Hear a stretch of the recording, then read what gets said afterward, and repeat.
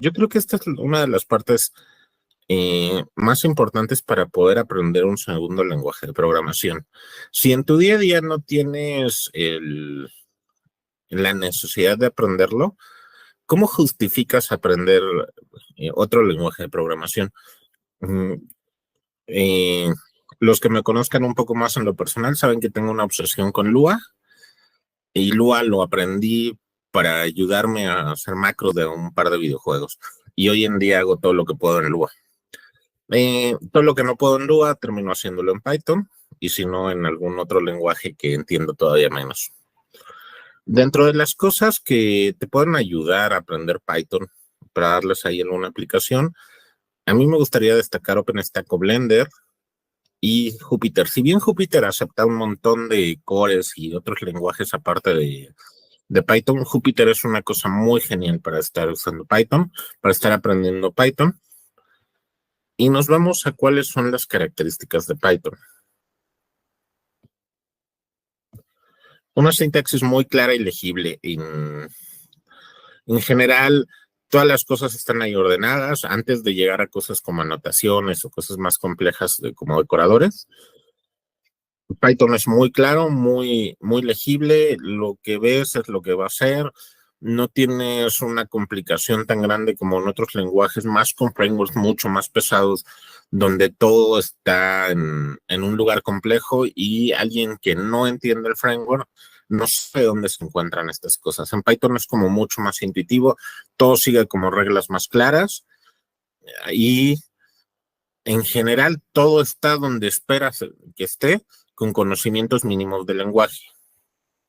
Fuerte capacidad de introspección, orientación a objetos intuitiva, expresiones del código procedimental y altamente modular, con paquetes muy jerárquicos. Eh, para la gente en Java es mucho más claro este tema, ¿no? El cómo puedes importar cosas muy pequeñas y estas puedan atraer a sus dependencias de manera más o menos correcta. En Python esto es súper claro. Puedes ir sobre componentes muy específicos dentro de los paquetes y estos van a solucionar correctamente sus dependencias. Esto no pasa en algunos otros lenguajes, de pronto las dependencias son mucho más oscuras. ¿Qué requieres para que esto funcione? No es tan claro. En Python eso es algo que nunca he tenido problemas, siempre es más claro. Es un lenguaje que usa excepciones para manejar errores. No quiero entrar en la discusión, sé por ahí que anda Héctor Dávalos y lo he escuchado platicar del tema de excepciones con mucha más profundidad que yo, pero en general Python usa en un segundo. Usa excepciones para manejar esto y nos vamos a ir por ahí.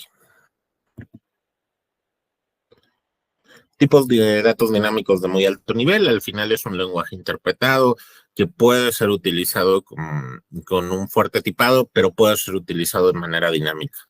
Acepta ambas opciones y las puedes ir cambiando a lo largo del ciclo de vida del software. No puedes empezar siendo typeless, en algún momento empezar a aplicar coerciones y terminar con un programa que es fuertemente tipado.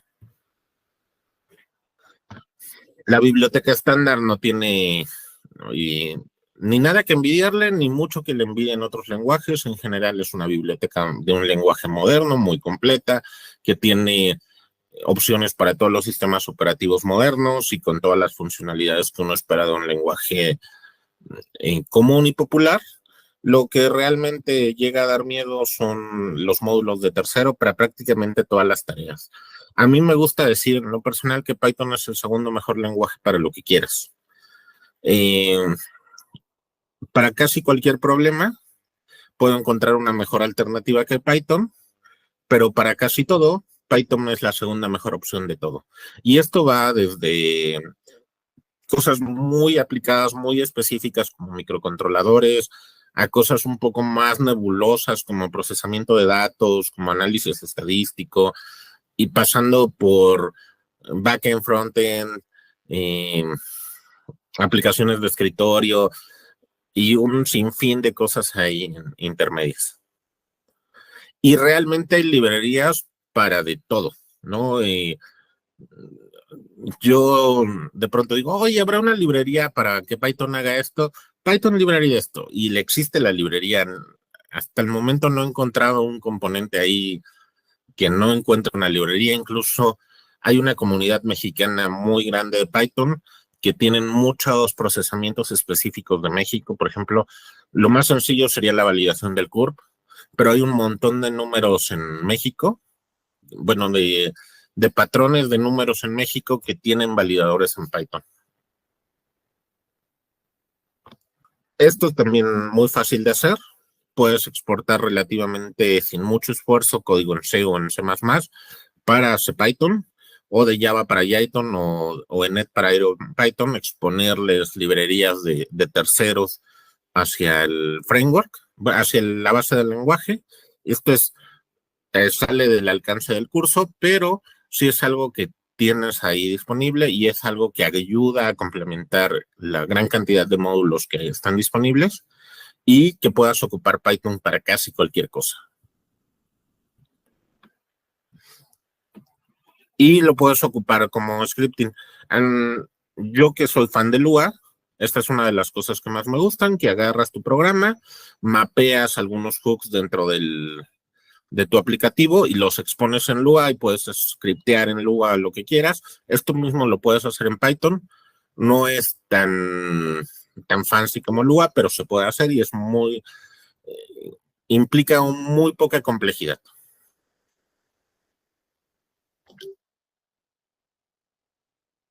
¿Dónde tenemos Python?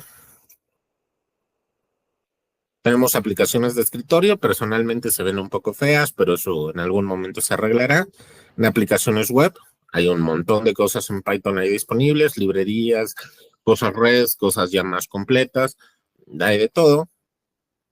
Donde últimamente brilla mucho Python es en análisis de datos, y Pandas es una librería tremenda para el manejo de datos, y hay un montón de librerías alrededor de Pandas para el manejar conjuntos de datos, para hacer transformaciones de datos.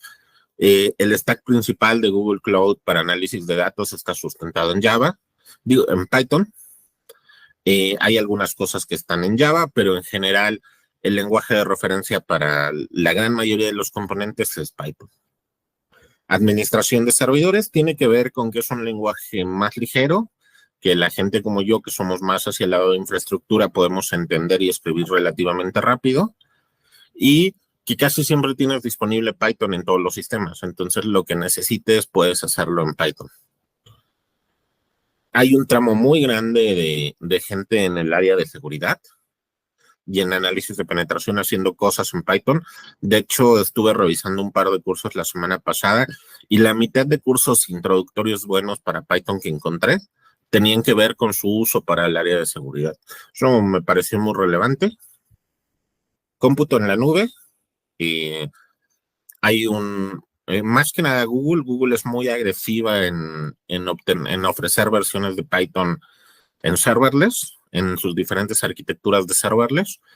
En Azure no estoy seguro, en AWS puedes correr varias de estas, pero sí Google es como muy, no quisiera repetir agresivo, pero sí impulsa mucho esta estrategia. Cómputo científico tiene que ver con la cantidad de librerías, no solamente Pandas, hay un montón de librerías hacia temas de química, hacia temas de biología y hacia temas de cómputo científico en general que están disponibles en Python. En general, me repito y me repetiré muchas veces con esto, Python es un lenguaje muy claro, muy sencillo y muy fácil de entender y de saber qué está haciendo. Por ejemplo, de pronto en R hay cosas que son mucho más cómodas para un conocimiento avanzado, pero que son difíciles de entender cuando llegas de pronto a ese proyecto. Y en Python se hacen de una manera mucho más transparente, mucho más clara, y que no necesariamente necesitas entender Pandas para entender qué está intentando hacer, ¿no? Mientras hayas hecho Python para alguna otra cosa, vas a ver, con cosas de cómputo científico pasa similar. No te va a alcanzar el conocimiento de otra área para hacer cosas nuevas, pero sí para entender qué está haciendo internamente. Análisis del lenguaje natural. La librería de Python para análisis de lenguaje es muy buena.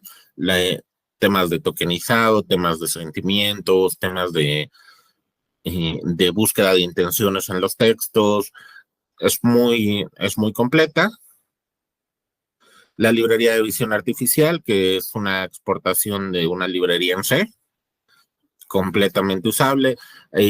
Conozco proyectos productivos que solamente ocupan la librería en Python, que trabajan en nuestro día a día, que interactuamos con ellos y que ocupan solamente la librería de visión artificial de Python. Abajo está todo el framework en C y todos los modelos que ya han calculado, pero en general es muy bueno.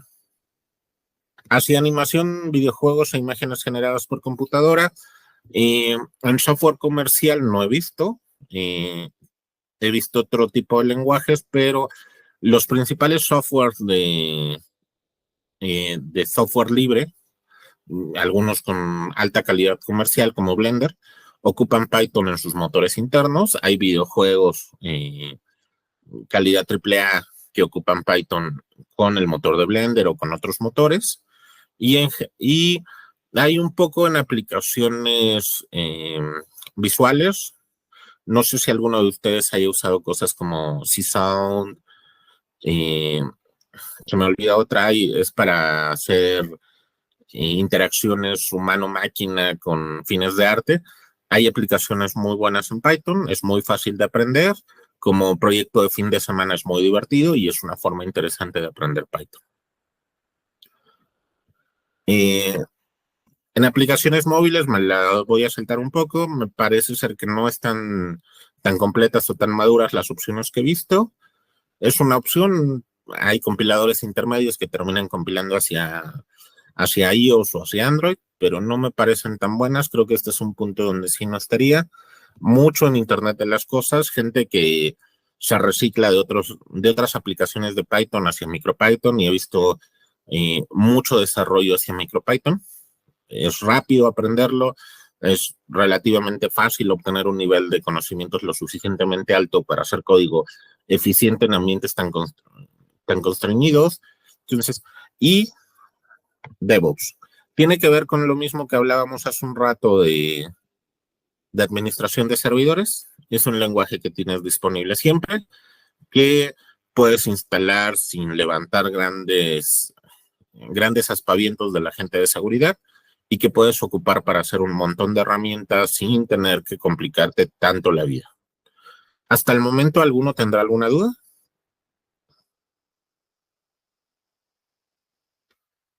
No, todavía no. No.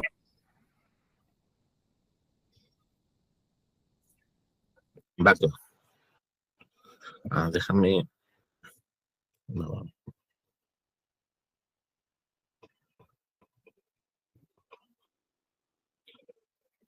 En general, esta es una nota aclaratoria. Yo quiero creer que ya no van a tener que lidiar con Python 2. Python 2 tiene algunos años marcado como ya no ocupes esto y ya tiene varios años como esto ya no se instala. Desafortunadamente todavía hay mucho código en Python 2 por ahí volando. Hay sistemas críticos en Python 2. Digo, algunos de mis compañeros sé que tienen que darle soporte a cosas realmente viejas, ¿no? Como Java 1.3 o 1.4. Entonces, no me sorprendería que alguno de ustedes tenga que lidiar con cosas en Python 2. Pero en general, vamos a tratar Python 3, vamos a omitir un poco más el tema de Python 2. Es un lenguaje, me parece, mucho más claro y tiene muchas funcionalidades que de pronto la gente en Java dice, oye, es que esta cosa no hace esto. Ya están en Python 3. Si no me equivoco, y la última vez que revisé, esto era más o menos Python 3.6. Van en 3.18, pero en muchas distribuciones todavía traen 3.6 o 3.8.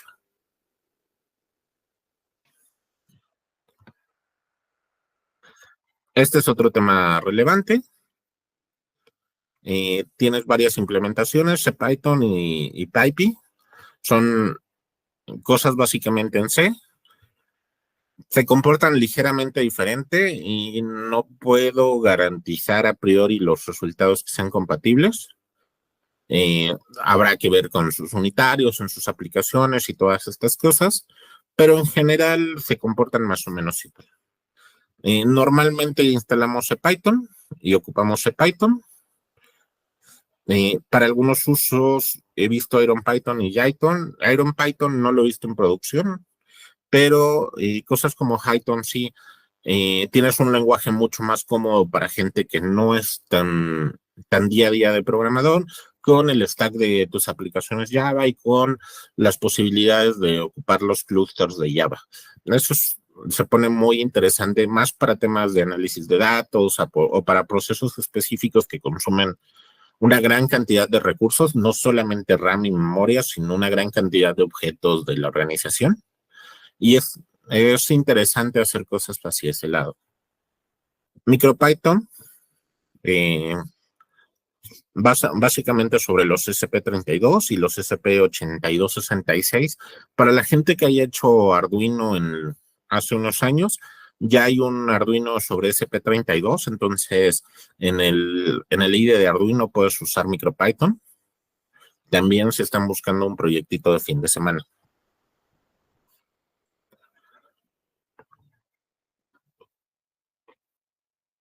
Distribuciones, no vamos a tocarlas mucho.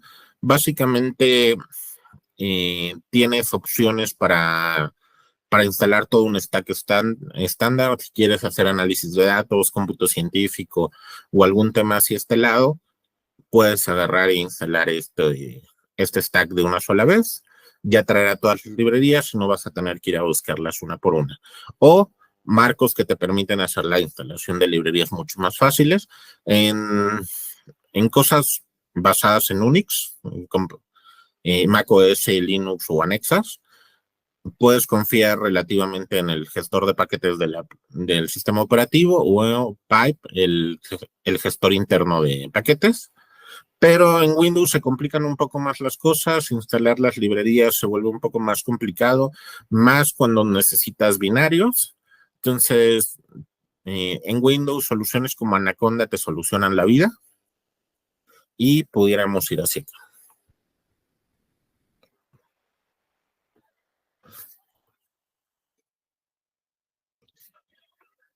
En esta parte me quedo un poco corto en el expertise y vamos a ver que un lenguaje es un tema de semántica y gramática. Entonces tienen sus diferentes formas. Vamos a omitir la parte de morfología. En general, los lenguajes de programación buscan que tengas una sintaxis lo más simple posible.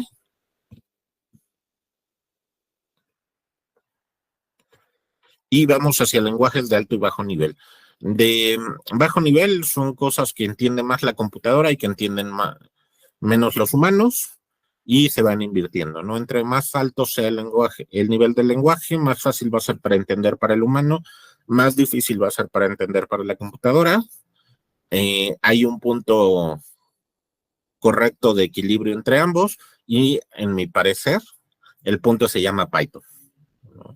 Es un lenguaje lo suficientemente fácil para que los humanos lo entendamos, para que podamos hacer cosas creativas y de gran potencial en el lenguaje y que las computadoras lo puedan entender de una manera relativamente simple y ordenada.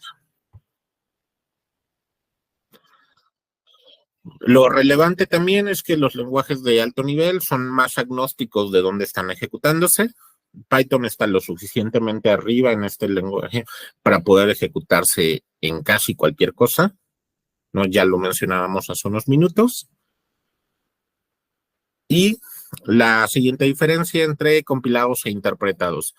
La gente que venga netamente de Net o de Java está acostumbrado a hacer un proceso formal de compilación, un proceso que puede llevar mucho tiempo. Yo he visto programas que su compilación en Java tarda 15 o 20 minutos y esto es perfectamente razonable para un programa que es compilado. Las optimizaciones de código que pueden pasar dentro de este proceso también son mucho más grandes y más agresivas, mientras que al lado de los interpretados, esto pasa al vuelo, ¿no? Ejecutas el intérprete, una máquina normalmente Using Time va a ir compilando lo que necesita, va a interpretándolo entre el lenguaje de alto nivel y un lenguaje de bajo nivel para que permita la ejecución, y lo va a intentar hacer lo más rápido posible y va a intentar ofrecerte esto lo más rápido posible, el resultado. Una vez que compilas y que pasas este proceso de compilación, en general los lenguajes compilados son mucho más rápidos, consumen menos recursos y pueden ocupar recursos a bajo nivel de mucho mejor manera. Eh, el compilador tarda tanto porque busca todas estas optimizaciones, busca cómo acomodar las librerías correctamente, preprocesa todo y lo deja todo empaquetado de la mejor manera posible. Mientras que los lenguajes interpretados intentan hacerlo, pero lo intentan hacer using time y no necesariamente lo hacen de la manera más eficiente posible. A veces en esta pelea entre tiempo y eficiencia de ejecución, terminas perdiendo una u otra, y la que termina perdiendo en los lenguajes interpretados es el tuning fino de las ejecuciones. En la mayoría de los usos no es un gran problema, puedes, a cambio de las otras ventajas, justificarlos. Por ejemplo, en análisis de datos, cuando los terminas aplicando en un clúster, el perder un par de ciclos en cada ejecución no se compara con la velocidad para el prototipeado y para poder distribuirlo en una plataforma como Dataflow o Composer, que te permitan ocupar todo el potencial del cómputo. Pero al final esto va a ser un tema de qué quieres hacer, cuándo lo quieres hacer y de conocer las diferentes herramientas que tienes disponibles. También el tema de que se haga la compilación justo en tiempo tiende a penalizar en memoria. No solamente tienes los archivos originales, tienes todos los archivos intermedios y el código final de ejecución. Esto consume más recursos. En el tamaño de las aplicaciones de hoy en día y el tamaño de las RAMs disponibles no lo notas, pero en ambientes más constreñidos seguramente será un problema.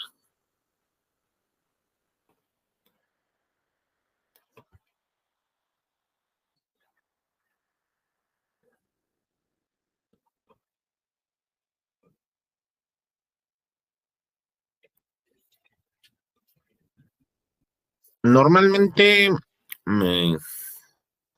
Python lo puedes ocupar de tres maneras. Puedes ejecutar el aplicativo como tal, puedes incluir este aplicativo desde otra llamada, ya sea por cosas como REST o similares, o embebidas dentro de una aplicación o en un entorno interactivo. Una shell, si has ocupado tu consola en Windows o en Linux, vas a tener una experiencia similar que puedes ir ocupando.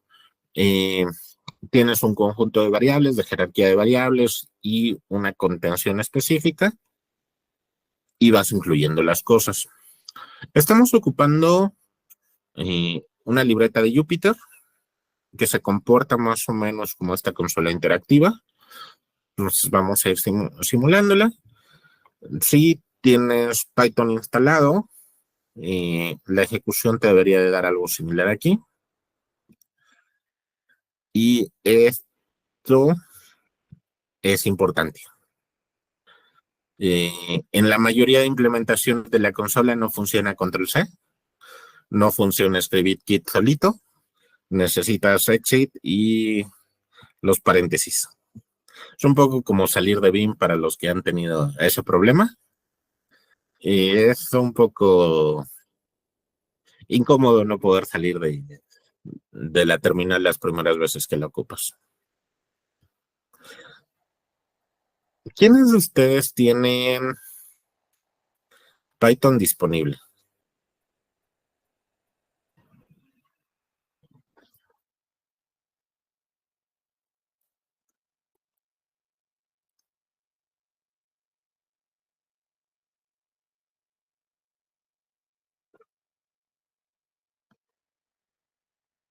No. Sé que los que están con clientes es un poco más complicado. No sé si puedan, al menos para el seguimiento del curso, platicar con la gente de sistemas y ver si es viable que instalen Python. La gente que tiene Visual Basic pueden instalarlo sin pasar por la gente de sistemas, al menos un intérprete.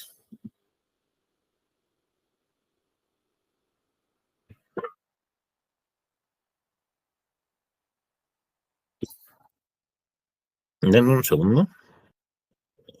Dime, Alberto. Hola, muy buenos días a todos. Yo en lo personal vengo de una metodología de Linux desde la universidad. Entonces, en mi computadora personal yo tengo por ahí particionado dos partes y ahorita estoy haciendo mis primeros inicios en Rocky Linux, lo que es como la evolución del CentOS. Entonces yo sí tengo ya un poco de familiaridad en instalar paquetes y en utilizar un poquito de Python, pero tengo la contra de que pues como está particionado o uso Linux o uso Windows. Y pues dadas las circunstancias ahorita estoy más enfocado en Windows que en Linux, pero pues yo creo que se resuelve instalando una máquina virtual y por ahí instalando un CentOS o algo.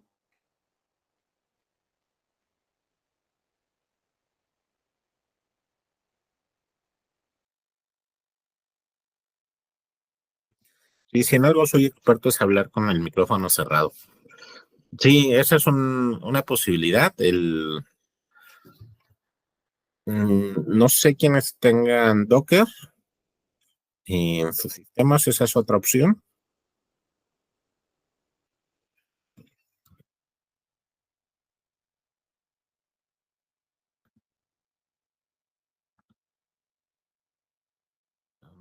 Un segundo.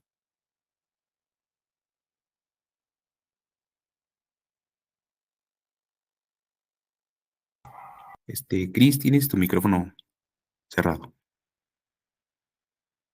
Sí, dame un segundo. Ah, ok, súper. Sí, cualquier versión de Python arriba de 3.4 sería correcta. La versión que tengan disponibles en los instaladores. Eh, para imágenes de Python, eh, realmente la que quieras. No hay mil y una opciones. Para empezar a hacer el curso, cualquiera que tenga Python instalado y que puedas ir ejecutando, con eso podemos ir avanzando.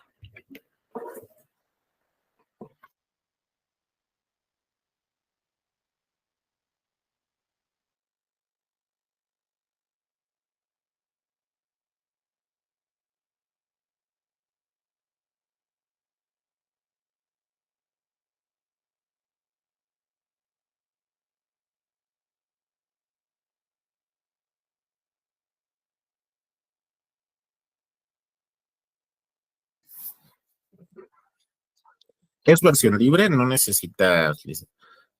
necesitamos solicitarle una licencia a la gente de soporte, solamente la instalación.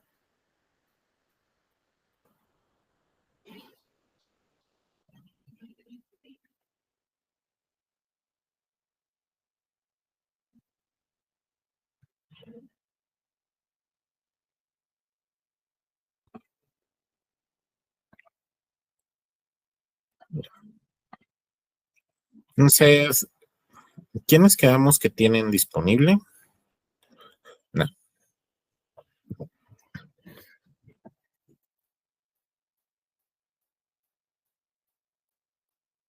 El material de la presentación está en esta URL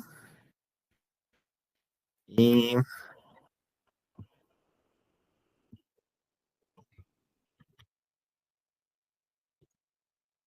voy a abrirte en otra pestaña.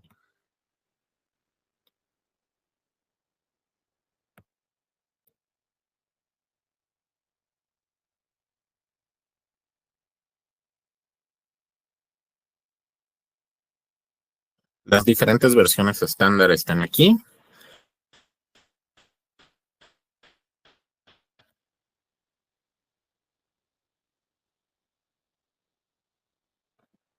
No pueden conseguir cosas más viejas de 3.8.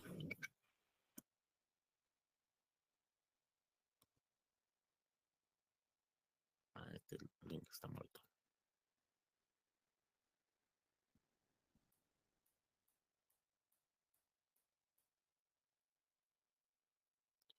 Y Anaconda lo pueden conseguir aquí. Sé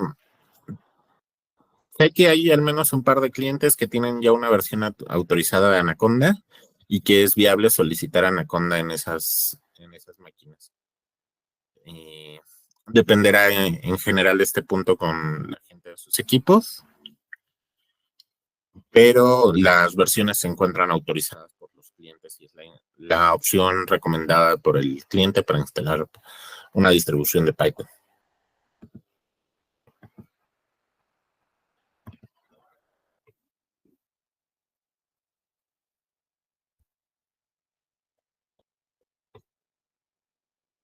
De hecho, tal vez esto diga que clientes.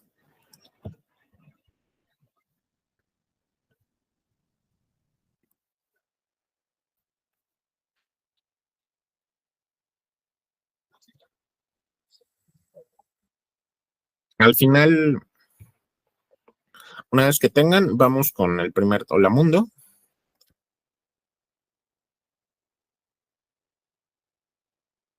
Tengo un problema para abrir mi Visual Studio.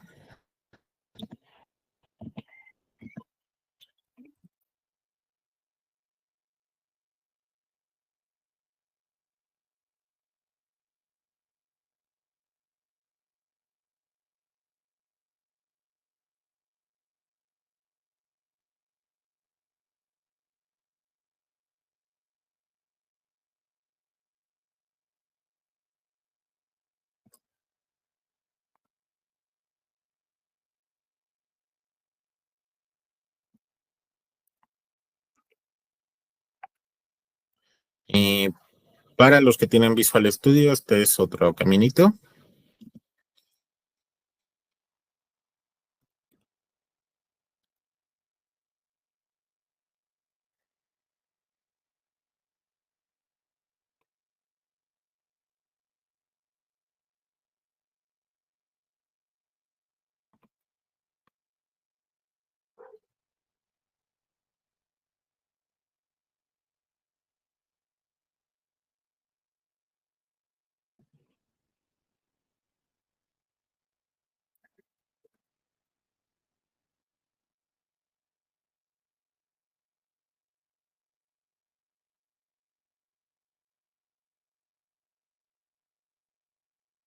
Les doy 2 minutitos para los que puedan instalar los complementos o esto lo instalen y regresamos.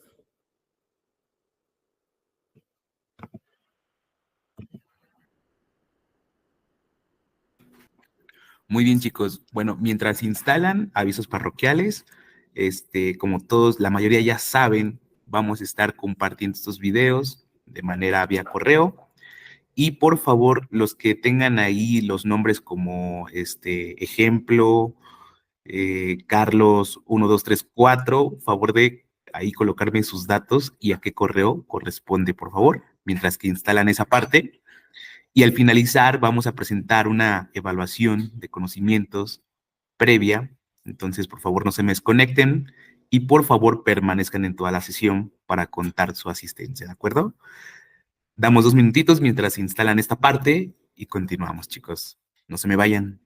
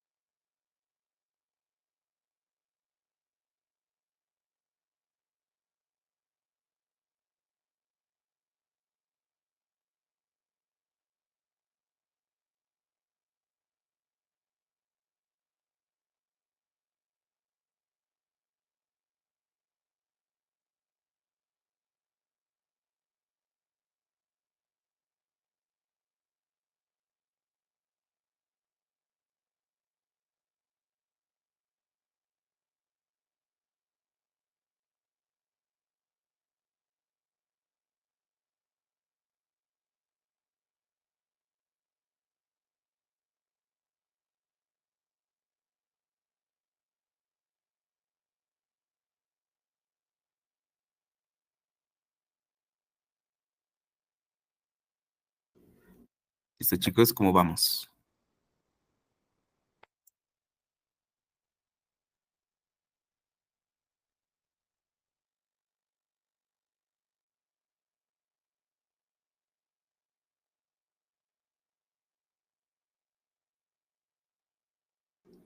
Muy bien, Eliseo, gracias por confirmar.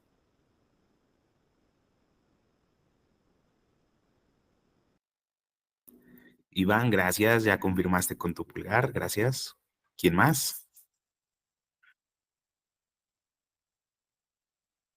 Alberto Quirino, Aide, gracias, muchísimas gracias, chicos. Ya vamos instalando, Cris, ahí vamos. Dice Elisa, no me permite instalar, me pide contraseña de admin. Mi buen Cris.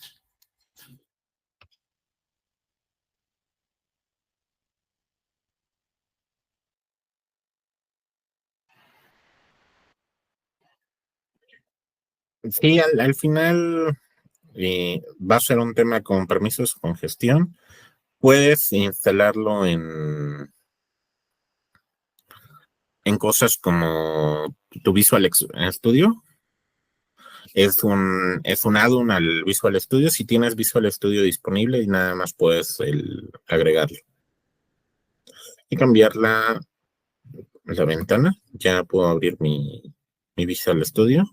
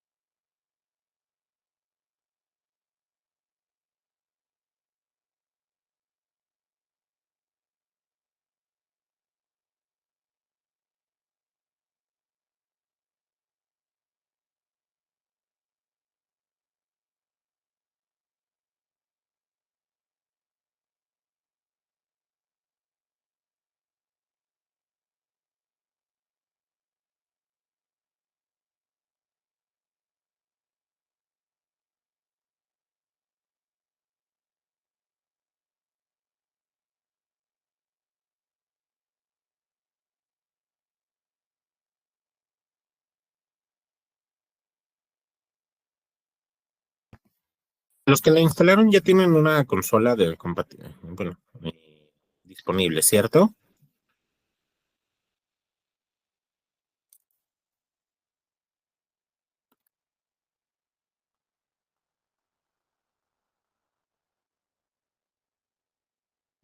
Va que va. Vamos a ejecutar el primero. Yo soy Team Holamundo. Y este es uno de los Holamundos más sencillos que podemos tener, ¿no? Vamos a ejecutar y vamos a obtener un bonito Holamundo.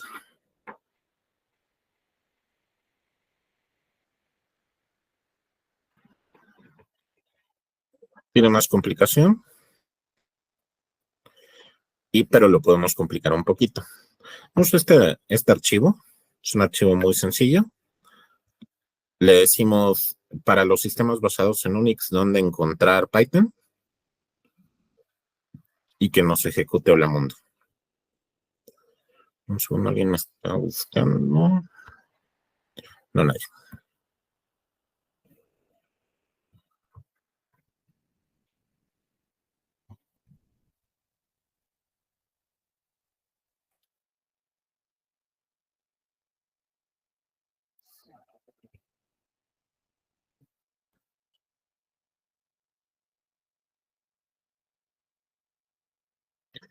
Un segundo.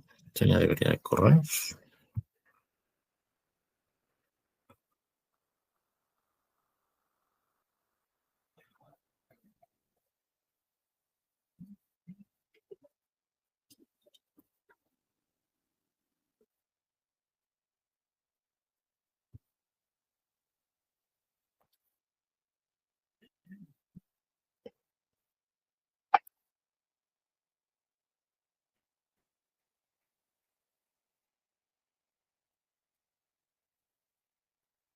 Yo sigo compartiendo la pantalla correcta, a ver si me pierdo.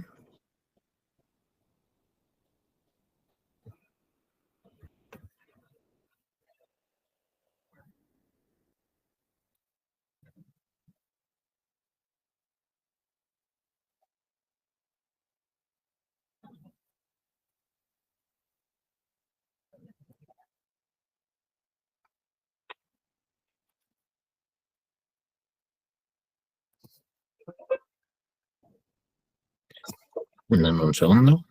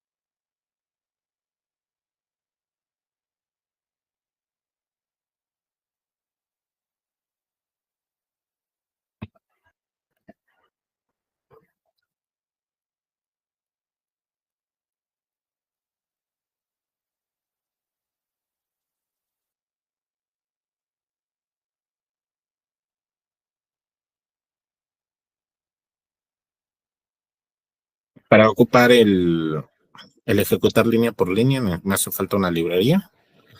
En general, el comando es este.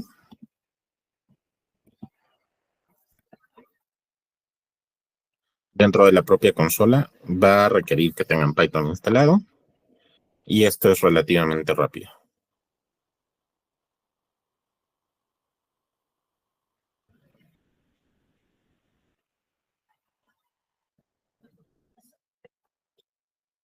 El comando es agnóstico, entonces funciona en cualquier sistema operativo donde tengan instalado pip.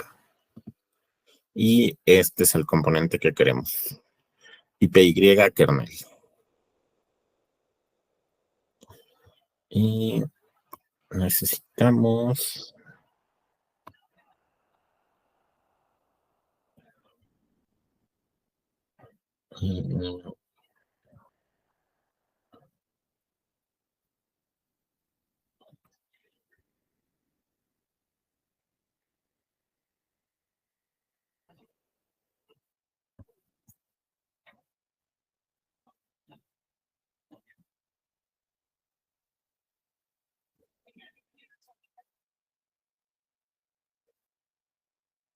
hay una opción para recargar el Visual Studio, pero no me acuerdo dónde está.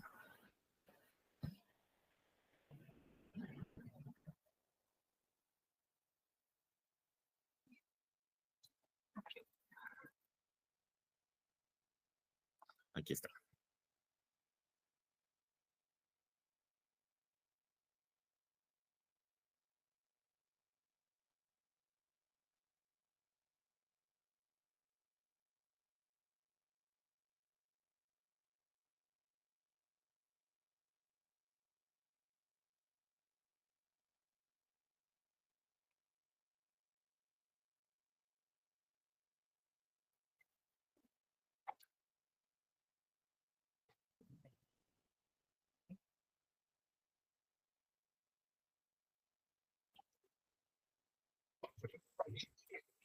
Esta es la salida esperada para el Hola Mundo.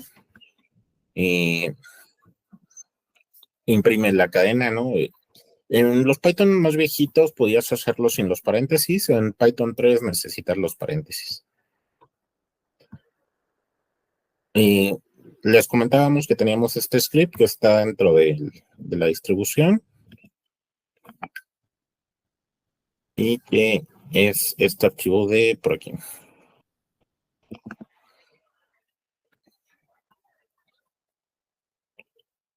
En consola lo podemos ejecutar con Python script. Vamos a ejecutarlo.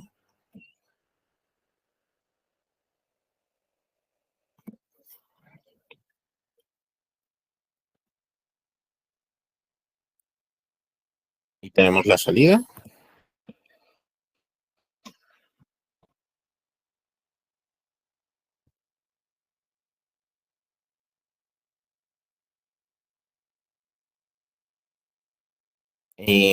Estamos ocupando Jupyter, no Juniper, y podemos ocuparlos desde aquí. Esta es una instrucción propia de Jupyter.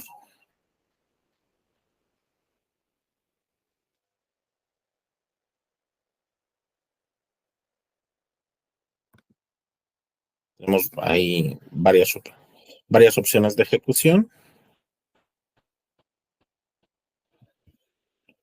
Esto es lo que comentábamos. Tenemos ahí la forma de ejecutarlo. Los Unix tenías el tema de los permisos. Si ejecutas directo, si haces el cambio de permisos a ejecutable, no necesitas anteponer Python, solamente ejecutar aquí. Según yo, no debería de funcionar. Si no funciona aquí. Y en Windows puedes ejecutarlo desde fuera. Si ejecutas en...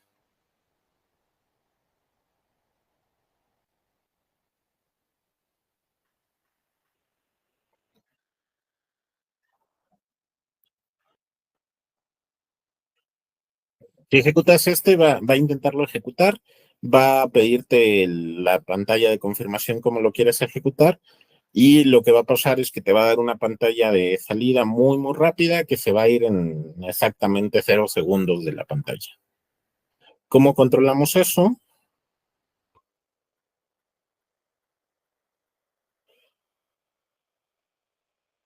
Le ponemos una interrupción. Aquí está esperando que regrese una ejecución, que tenga una entrada. No la va a recibir y se va a quedar ahí en ejecución por el día hasta el final de los tiempos.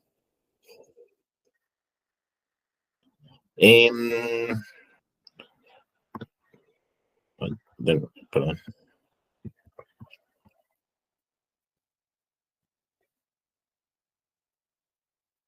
Python 3 para codificación de caracteres utiliza UTF-8. En Python 2 ocupa ASCII. Las señas y los acentos es un tema complicado, hay una forma de escaparlas, pero en general UTF-8 es mucho mejor y mucho más cómodo para muchas cosas. En Python 2 puedes decirle que se ejecute de esta manera y tenés codificación en UTF-8. No solamente es en qué caracteres salen, sino qué y cómo ocupas algunas instrucciones del lenguaje. Una diferencia ahí en ciertas formas en que se comportan los lenguajes en diferentes codificaciones. En UTF, más que nada cuando pasas en computadoras en ruso al inglés y a cosas en caracteres latinos. Entonces, se complican ahí un poco las cosas. Con UTF-8 te quitas todos esos problemas. Python 3 es UTF-8 nativo. Puedes ocupar un montón de IDEs, ¿no? El IDE de Python que viene preinstalado con Python. En Eclipse, Xcode, Visual Studio, NetBeans, todo lo que quieras. PyCharm es uno especializado en Python, pero hay un montón de cosas. Hay una comunidad muy grande. Y para cerrar,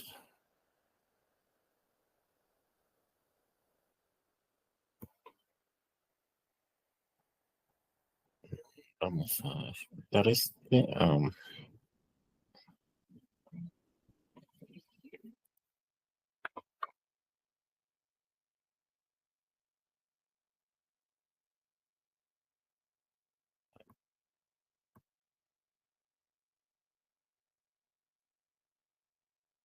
Tienen una idea de un Shen. Parte de la idea es cómo se tienen que hacer las cosas y cómo están construidas muchas de las librerías. Josechi nos ayudó aquí en una traducción, ¿no? Bello es mejor que feo, explícito es mejor que implícito, simple es mejor que complejo. En explícito es mejor que implícito, quisiera hacer ahí una anotación, ¿no? Las configuraciones tienen que ser claras, tienes que saber que modificaste una configuración, no solamente asumir que se modificó, ¿no?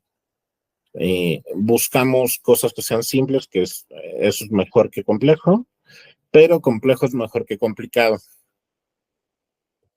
Plano es mejor que anidado, anidar es el diablo. Y escaso es mejor que denso, la legibilidad cuenta. Los casos especiales no son tan especiales como para romper las reglas.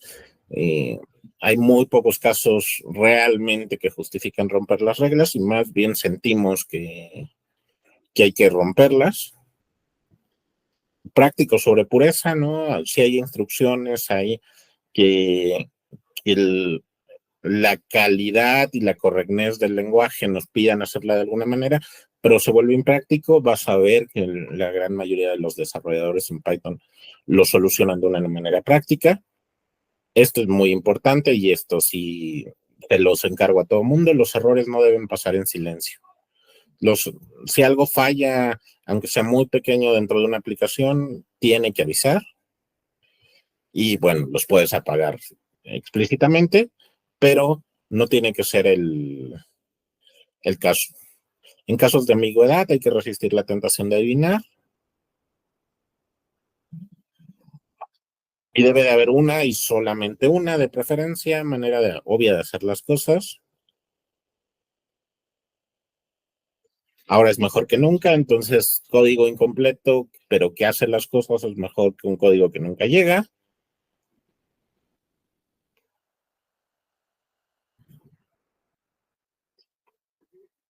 Esto en general es algo que uno se termina aprendiendo a la mala, ¿no? Si la implementación es difícil de explicar, es casi seguro que es una mala idea.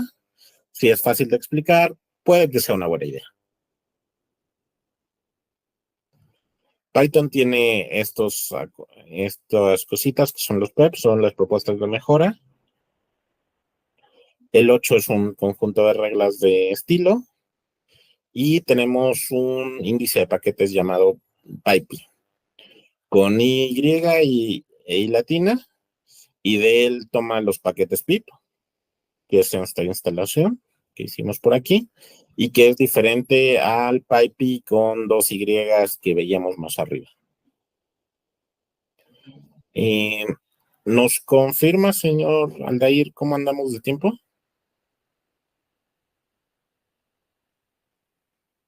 Sí, vamos bien, Chris, todo bien.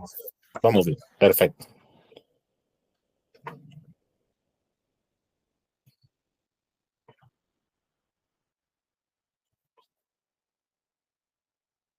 Jupyter es una cosa muy bonita que nos permite hacer estas librerías.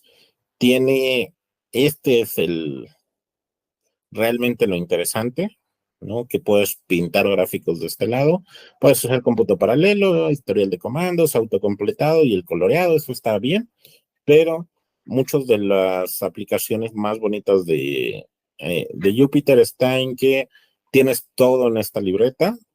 Hay una opción para exportar el código que terminas haciendo con todos tus comentarios en un script. Tiene tres interfaces, la de texto, una basada en una aplicación de Qt y esta de las notebooks.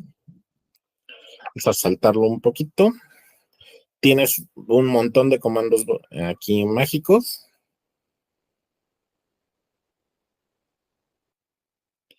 ¿No?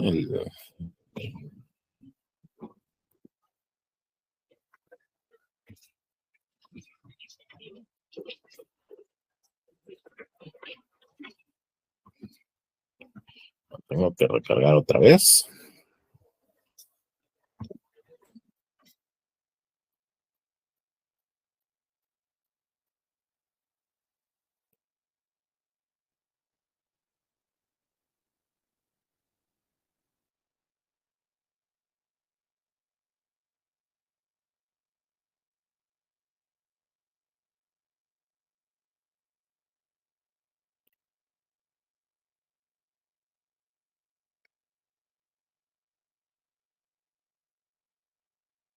Estoy quieto.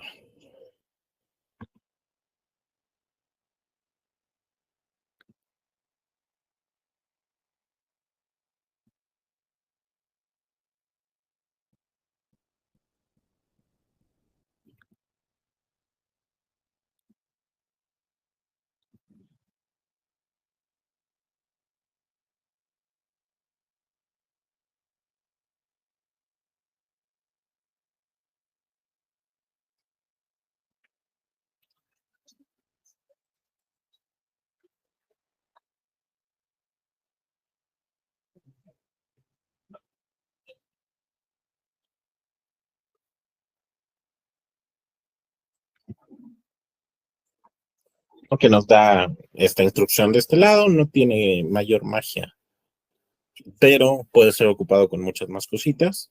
Entonces incluimos código HTML y lo mandamos directamente sin procesar. También tenemos código en JavaScript.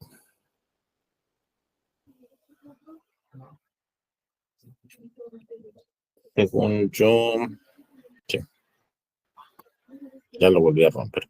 Pero básicamente mandó aquí a la consola una salida, pero no la está esperando en el formato correcto, sino más bien en el de un navegador. Ya habíamos visto Run para ejecutar scripts dentro de esto. Puedes tener una línea de comandos. Y nos regresamos a Python. Hay un conjunto de palabras reservadas, como en todos los lenguajes de programación, un conjunto de nombres que hay que ocupar.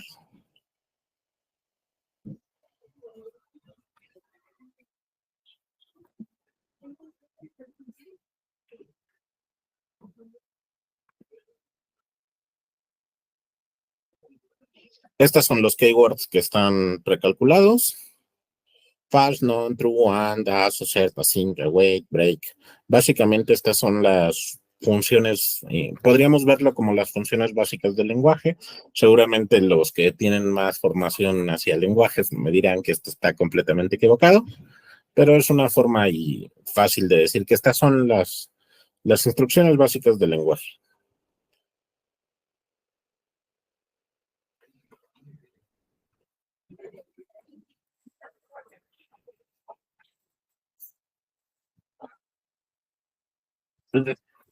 Tenemos Python es muy modular, puedes cargar todo en diferentes espacios y lo puedes añadir al espacio de nombres del intérprete. Tienes este módulo llamado Bulletins que se carga automáticamente cada vez que inicia.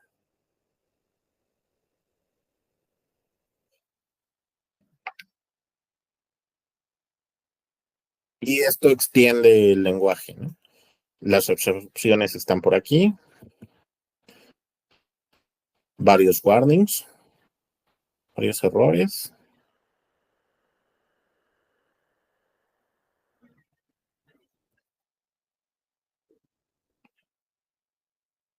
Y un montón de instrucciones del lenguaje que están incorporadas, ¿no? Que sean booleanos.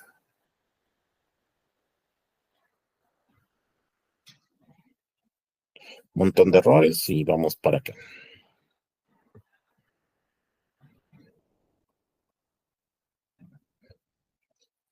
Python funciona con un namespace, con un espacio de nombres para la jerarquía de variables. Es un lenguaje de alto nivel. Entonces, todos sus elementos son objetos, incluidos los tipos de datos. Un término de valor y objetos son sinónimos. Esto es un poco más útil hacia adelante. Y todo objeto tiene que estar ligado cuando menos a un nombre, si no, se tiene que ir, lo va a recolectar el recolector de basura y un objeto puede tener más de un nombre.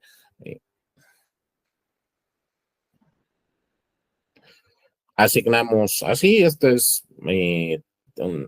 creamos una variable, un nombre dentro del espacio de nombres y le asignamos un objeto. Puede ser un valor o puede ser otra librería, puede ser casi cualquier cosa.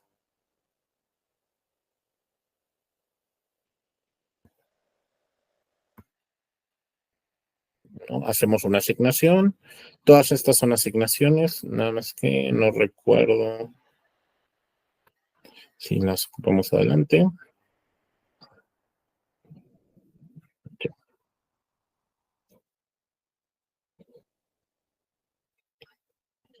En el ambiente interactivo esto funciona. ¿No? Vamos a hacerlo de este lado.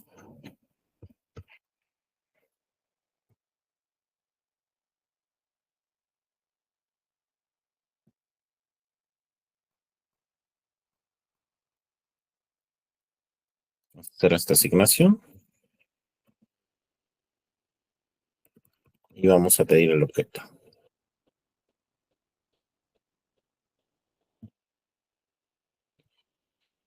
De este lado funciona en casi cualquier cosa.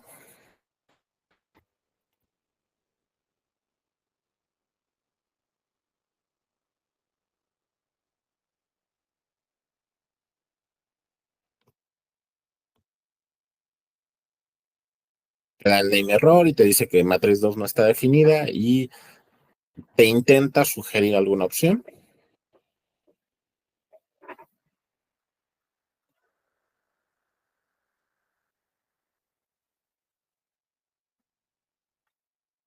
Y puedes hacer múltiples asignaciones.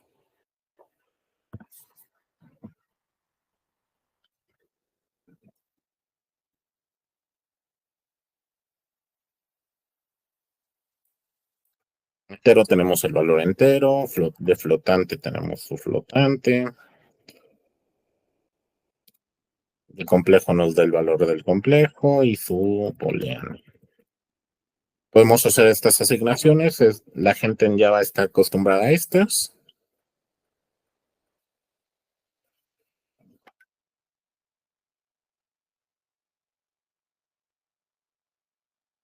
¿Cómo se llaman los nombres? Este es importante, esto es Unicode. Puedes usar cualquier cosa en Unicode para nombrarlas y tiene que empezar o con un guión bajo o con un carácter alfabético. Después del primer carácter puedes ocupar alfabéticos, números o guiones bajos. No puedes ocupar estos caracteres que no son alfabéticos y es sensible a mayúsculas.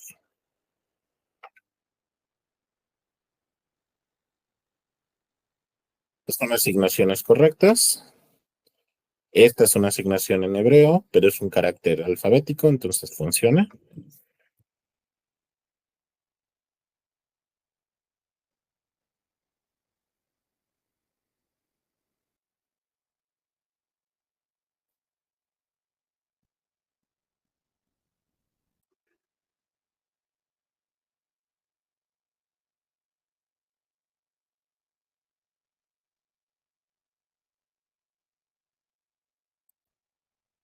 Y tienes asignaciones que no funcionan.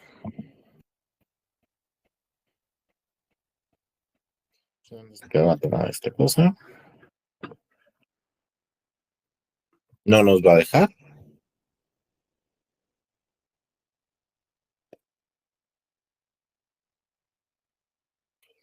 No vamos a ir mucho hacia acá, pero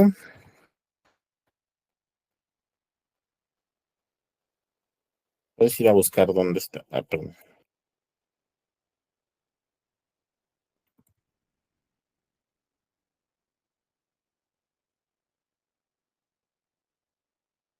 ¿Dónde está asignado booleano? ¿O dónde está asignado complejo? Son las posiciones de memoria donde está asignado. Son posiciones relativamente lejanas. y esto es normalito.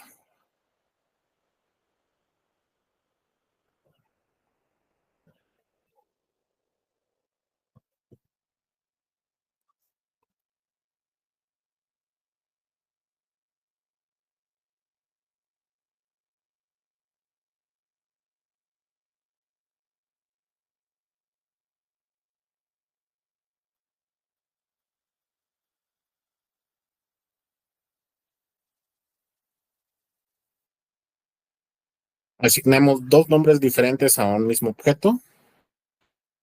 45 más que un valor es un objeto. Y lo tenemos en número y otro número. Y en el espacio de memorias están exactamente en la misma posición, porque estamos referenciando al objeto.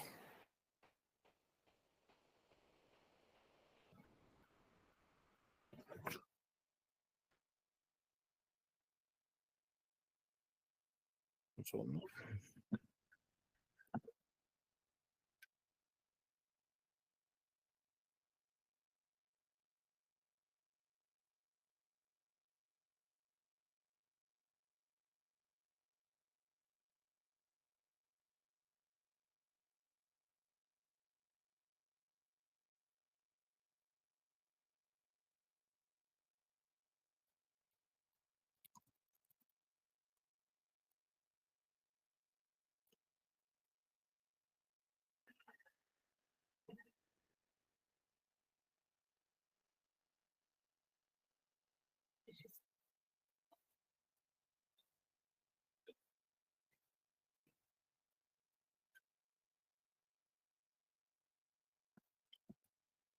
Sigue al objeto, aquí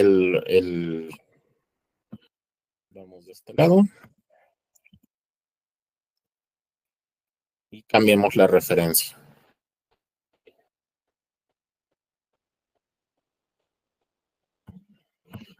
Y regresamos.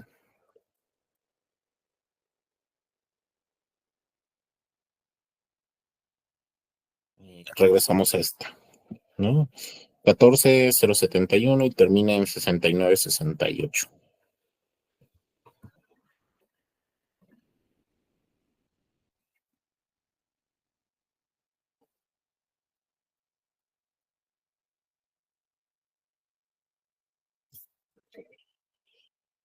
Puedes asignarlos de esta manera, puedes darles múltiples nombres.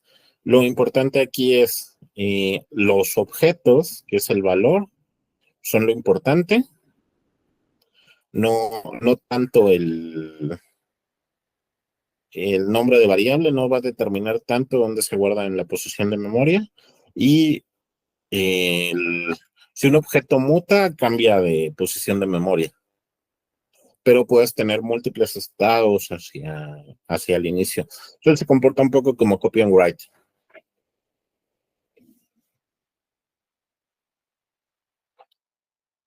Vamos a hacerlo con números.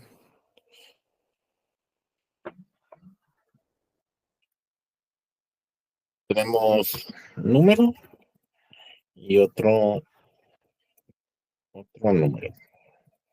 Los dos apuntan a 45 y vamos a hacer el de la número. Número no nos da nada, pero número sí. Borramos la referencia en el espacio de nombres, no borramos el objeto.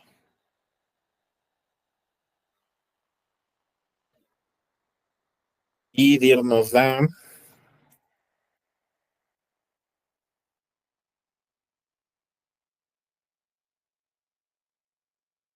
todo el espacio de nombres.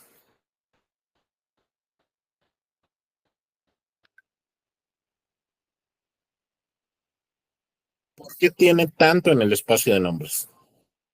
Porque es un objeto. No es solamente un entero, es un objeto. Es un objeto de tipo entero que tiene un montón de cosas. De hecho, este es un objeto de tipo número. No está siendo tan fuerte el casteo de tipos, entonces pues, esto puede ser un flotante y puede regresar como un flotante o puede regresar de otras maneras. pero todo tiene un montón de tipos aquí abajo.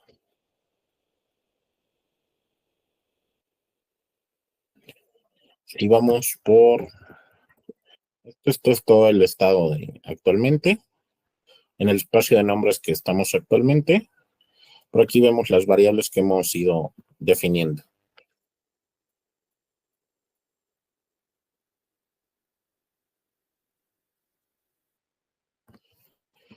Y eliminamos esta parte. Dir ya no nos lo da.